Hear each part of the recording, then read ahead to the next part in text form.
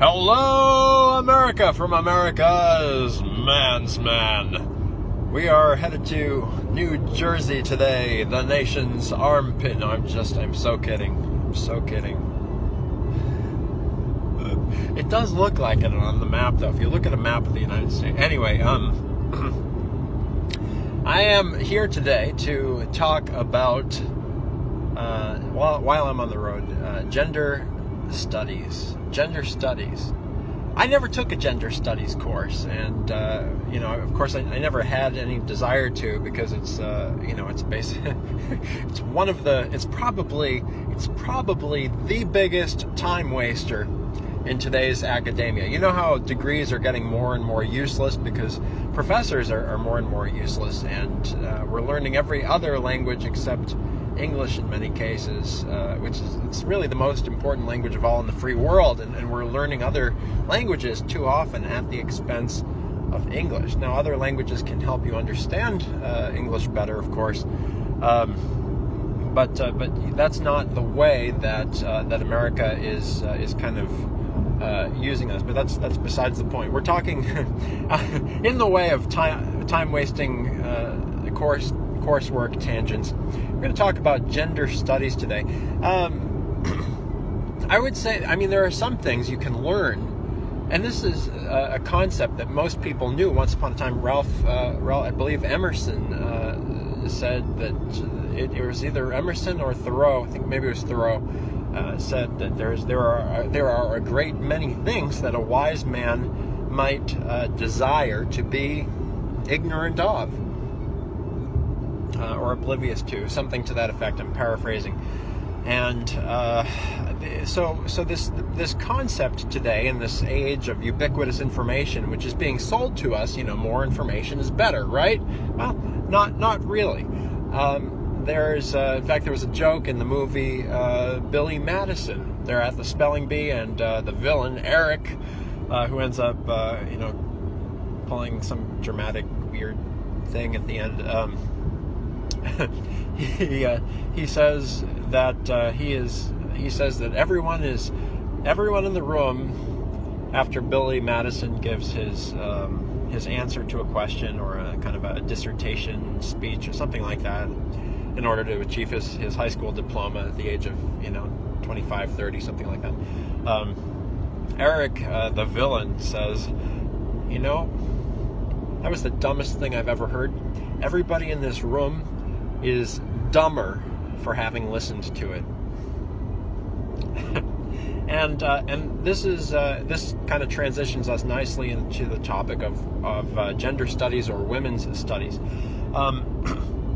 What it actually is, first of all, because it's useful to know what sex is. So let's throw out the word gender, because it's kind of like a euphemism for all intents and purposes today. It isn't, but it really is, and it's there are communist forces that are trying to make a distinction. It's, for all intents and purposes, it's the same thing as sex, except people are just immature, and so they kind of more prone to use gender. None the least of which is the church. And this is one of the ways that the left gets the church to not take on the issue. They take advantage of the church's abashedness, which has good moral roots, but of course the enemy is always kind of using trying to figure out how to use what God intended for good for evil. Of course, God always wins in the end. But anyhow, gender studies or women's studies, what is it really? Well, it's, is it useful to know about women? Of course it is. It's a useful topic. The problem is, it's not really gender studies. It's not really sex studies. Not to be confused with sex education, which is another abomination altogether. Although I guess it's not that far off. What it really is it's feminist studies. So what's feminism? Feminism is really the very worst.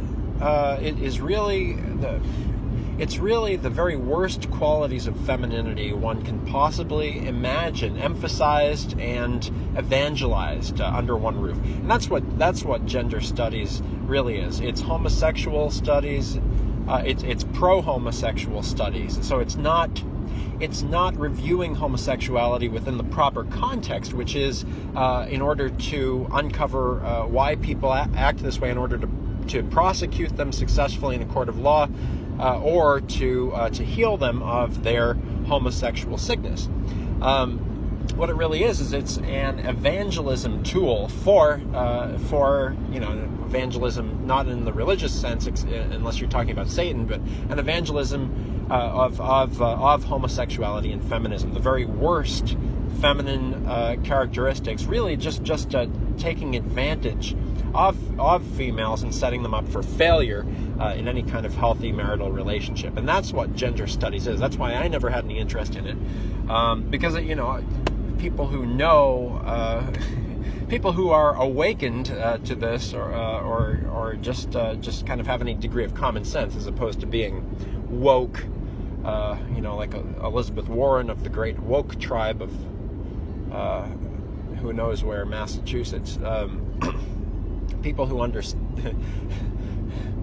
we just practical people that don't have any use for this. But there are well-intentioned Christians who take it at face value, who in good faith walk into these courses, and what it really is it's what all feminist kinds of causes are, which really is, it's really a non, it's and I'm not exaggerating here, it's an institutionalized conspiracy among unsuccessful women who have had failing relationships in every regard.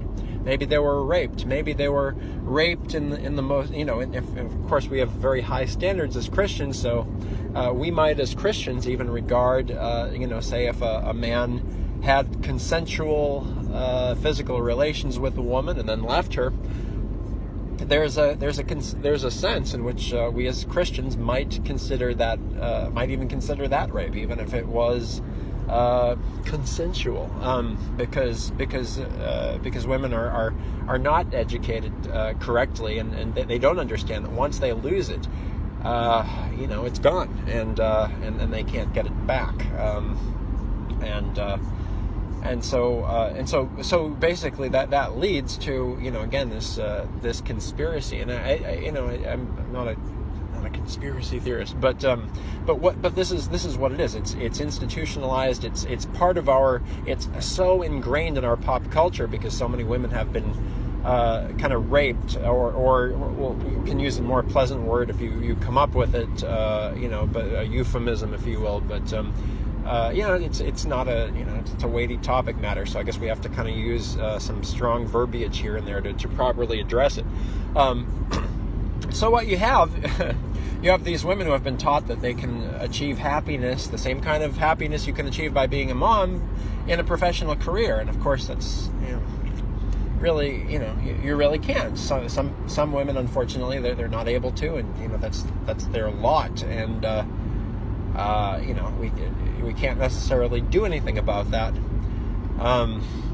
But some women have chosen what is better, which is having a family and having a good husband and all the things that a woman really wants before she she's raped and goes to the dark side and hates all, is tempted to hate all men. And so the purpose of the gender studies course, again, it's really feminist studies, or it's really the most satanic form of female studies you can achieve. I don't know what you want to call it, but I guess we'll call it gender studies or women's studies, because that's what the ignorant world calls them. That's what they've marketed it as. Same as social media is really antisocial. Social media is antisocial because it another discussion. Women's studies is actually anti-women. It's against what makes for a contented feminine existence. It's anti-children. It's anti-man, and it's very sad.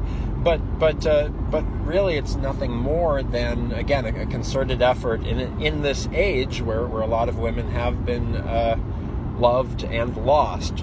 We'll say, because most of them, haven't even come to terms with the fact that they were, that they've lost anything, and so you have this conspiracy of women who have not been successful in long-term relationships, marriages, we call them as Christians, the only long-term relationships that actually really works, and so they all kind of get together. And it's really, I don't want to swear here, but it's what women's studies is essentially is it's a bunch of angry feminists who are unsuccessful in relationships, who have made it their business to get together and attempt to F with the minds of good men and good women, so that more women will kind of share in their misery, because their logic is, well, I'm the best woman there is, and I haven't been successful at this, so I want every other woman to be as miserable as I am. And so this is the only way that they, in the twisted mind of the feminist, this is the only way that they can see themselves being successful, again, in this very twisted, satanic worldview of the feminist. This is the only way they can see themselves as living life successfully, is to F with the heads of good men and good women, and this is what they mean by empowerment. They've been raped by one bad person, and they're going to take it out on everybody else in their life, male or female. They're going to make it their business to attempt to sabotage other relationships, because this is what the colleges are teaching. This is what they're reinforcing. And I do think that I know. I mean, if Christian colleges, if the church were on the ball, and we're not, because the church has been brainwashed by popular culture, all those homosexual writers that come up with the media, the news in New York and Hollywood, even at Fox News, and Fox News is not an exception. If Christian colleges and churches need to address this issue, and we should have some kind. I think it would be appropriate at this point for your conservative colleges like the one I went to, Franciscan. I don't think they have God bless them. They don't even celebrate Martin Luther King Day. It's wonderful. It's fake. It's that's all I'm going to say about that. But they don't. I don't think they have women's studies over there. To their credit. But I think it might be a good idea.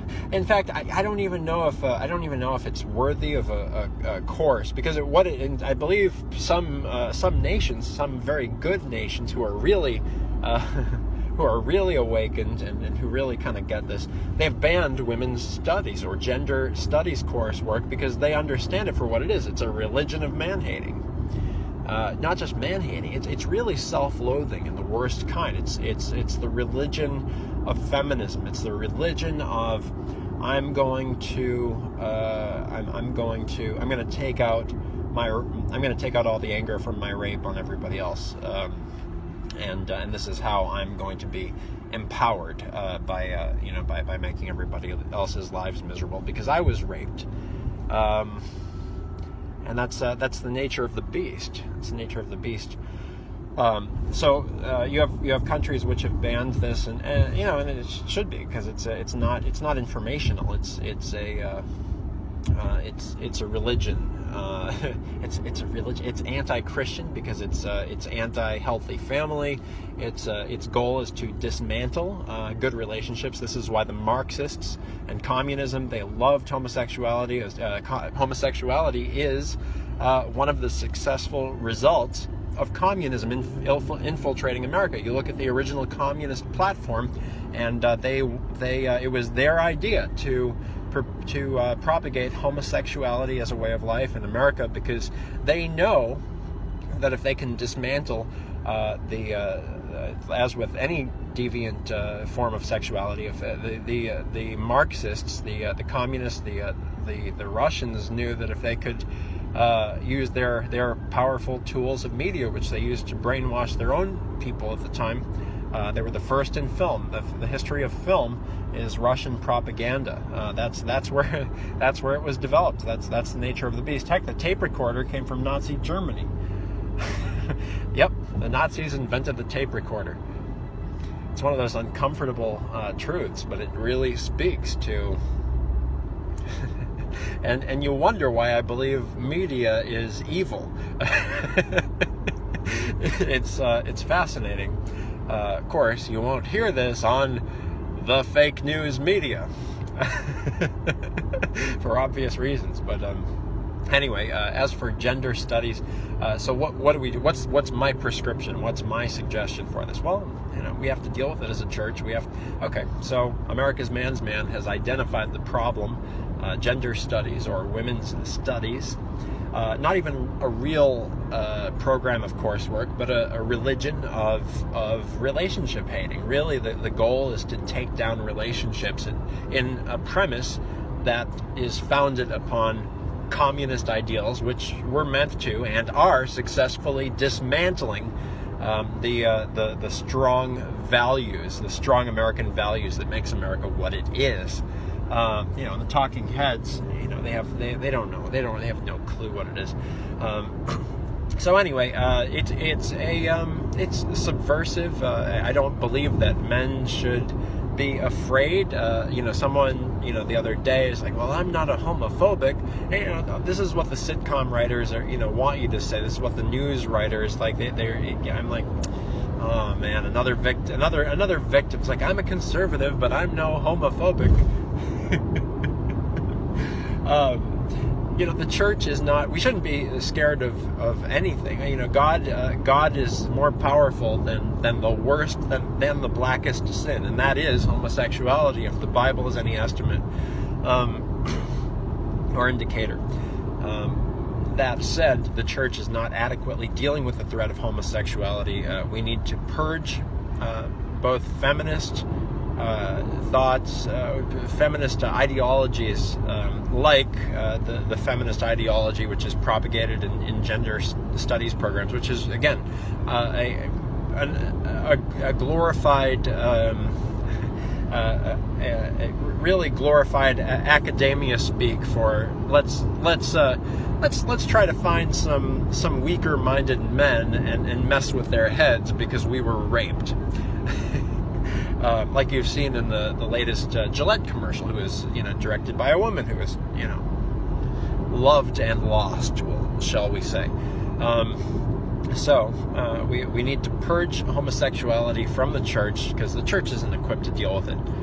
You just tell homosexuals, come back when you leave your homosexuality at the door. That includes speaking like that, and all that, because it's making a difference. And you might say, oh, you're just a big bully. You're just a big bully speaking from a bully pulpit. Whatever.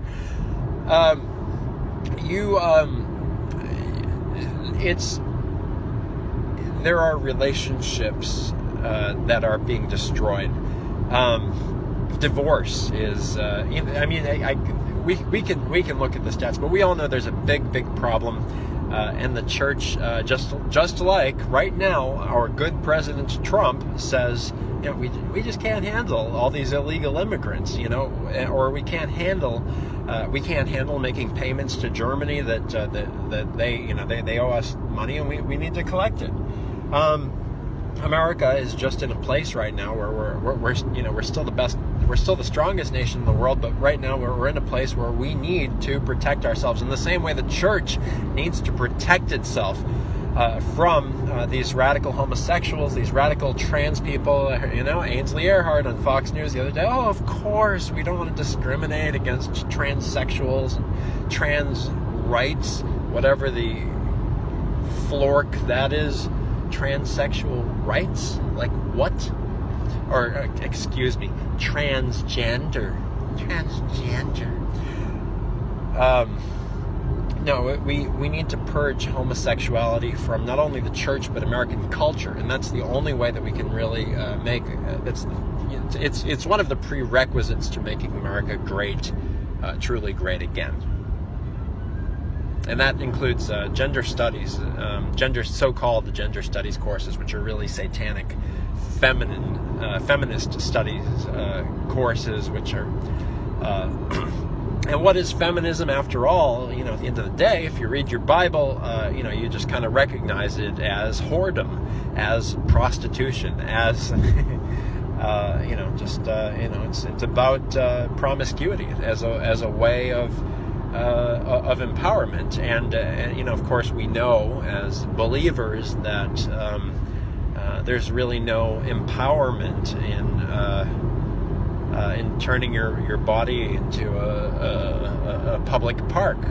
You know, men don't like that. I mean, you know, of course, if you're talking to someone else besides America's man's man, he'll probably be too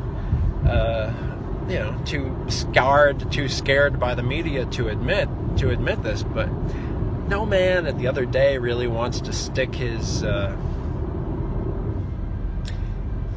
No other man at the end of the no man at the end of the day who's honest with himself, you know, wants to be in a place where other men have been. It's just we don't like that kind of thing. It's just it's weird, and you know, of course, the media has done damage on men and made us afraid to you know, to even think such things and speak such things. But of course, you're not talking to any man here. This is America's man's man. I gotta watch the road.